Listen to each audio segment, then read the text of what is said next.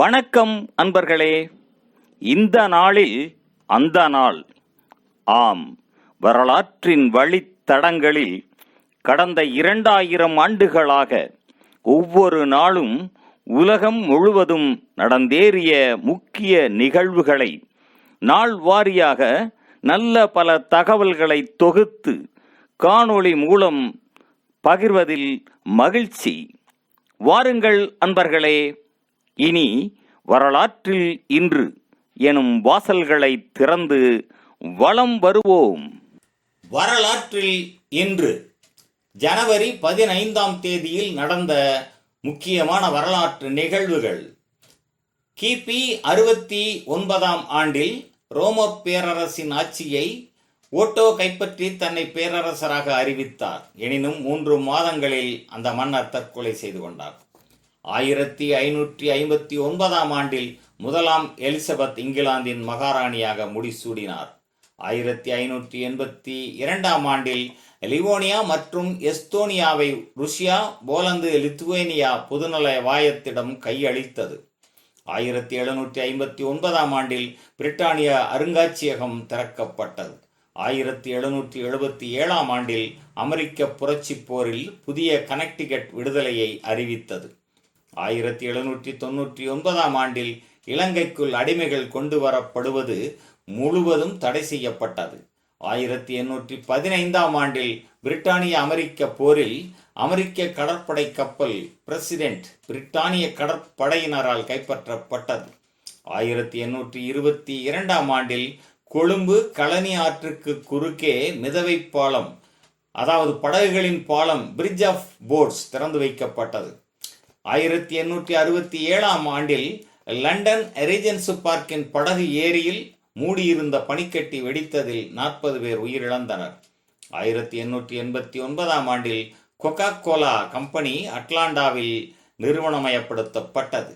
1892ஆம் ஆண்டில் James Naismith கூடைப்பந்து விளையாட்டு விதிகளை உருவாக்கினார். 1910ஆம் ஆண்டில் பஃபலோ பில் அணை அக்காலத்தின் மிக உயர்ந்த அணையாக 325 அடி உயரத்தில் அமெரிக்காவின் வயோமிங்கில் கட்டப்பட்டது. 1915ஆம் ஆண்டில் மலாவியில் வெள்ளை இன குடியேற்றத்தை எதிர்த்து யோன் சிலம்புவே தலைமையில் இடம்பெற்ற கிளர்ச்சியில் 3 வெள்ளை இனத்தவர்கள் கொல்லப்பட்டனர். 1919ஆம் ஆண்டில் மசாசூசெட்ஸ் மாநிலத்தில் பாஸ்டன் நகரில் இடம்பெற்ற பெரும் வெள்ளப்பெருக்கினால் 21 பேர் உயிரிழந்தனர். 1919ஆம் ஆண்டில் ஜெர்மனியின் 2 சோசலிஸ்டுகளான ரோசா லக்சம்பர்க், கார்ல் லிப்னெக்ட் ஆகியோர் துணை இராணுவ குழுவினரால் சித்திரவதை செய்யப்பட்டு கொலை செய்யப்பட்டனர். 1934ஆம் ஆண்டில் 8 ரிக்டர் அளவு கொண்ட நிலநடுக்கம் நேபாளம் மற்றும் பீகாரை தாக்கியதில் 10,700 பேர் உயிரிழந்தனர். 1936ஆம் ஆண்டில் முற்றிலும் கண்ணாடியால் அமைக்கப்பட்ட கட்டிடம் அமெரிக்காவில் ஒஹையோ மாநிலத்தில் கட்டப்பட்டது. 1937ஆம் ஆண்டில் ஸ்பானிய உள்நாட்டுப் போரில் குருணா சாலை சமரில் தேசியவாதிகளும் குடியரசுவாதிகளும் பலத்த இழப்புகளின் பின்னர் பின்வாங்கினர். 1943ஆம் ஆண்டில் 2ஆம் உலகப் போரில் ஜப்பானியர் பசிபிக் பெருங்கடல் குவாடல்கனால் தீவிலிருந்து விரட்டப்பட்டனர். 1943ஆம் ஆண்டில் அமெரிக்க நாட்டின் பென்டகன் இராணுவ தலைமை அலுவலகம் திறக்கப்பட்டது. 1944ஆம் ஆண்டில் அர்ஜென்டினாவில் சான் யுவான் நகரில் இடம்பெற்ற நிலநடுக்கத்தில் 10,000 பேர் வரையில் உயிரிழந்தனர். 1949ஆம் ஆண்டில் சீன உள்நாட்டுப் போரில் கம்யூனிஸ்ட் படைகள் தியான்ஜின் நகரை தேசியவாத அரசிடமிருந்து கைப்பற்றின. 1966 நைஜீரியாவில் இடம்பெற்ற இராணுவ புரட்சியில் அபூபக்கர் டஃபாவா பாலேவாவின் ஆட்சி கலைக்கப்பட்டது. 1969ஆம் ஆண்டில் சோயூஸ் 5 விண்கலத்தை சோவியத் ஒன்றியம் விண்ணுக்கு ஏவியது. 1970ஆம் ஆண்டில் நைஜீரியாவிடம் இருந்து 32 மாத விடுதலை போரின் பின்னர் ஃபயப்ரா கிளர்ச்சியாளர்கள் சரணடைந்தனர். 1970ஆம் ஆண்டில் முஆம்மர் அல் கடாஃபி லிபியாவின் பிரதமராக தேர்ந்தெடுக்கப்பட்டார்.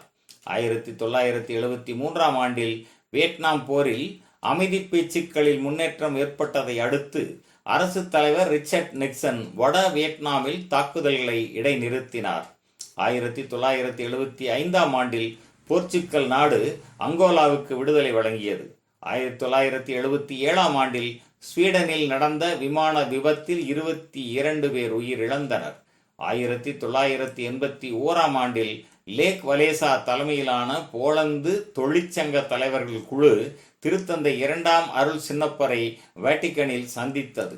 2001ஆம் ஆண்டில் விக்கிபீடியா இணையதளம் தொடங்கப்பட்டது.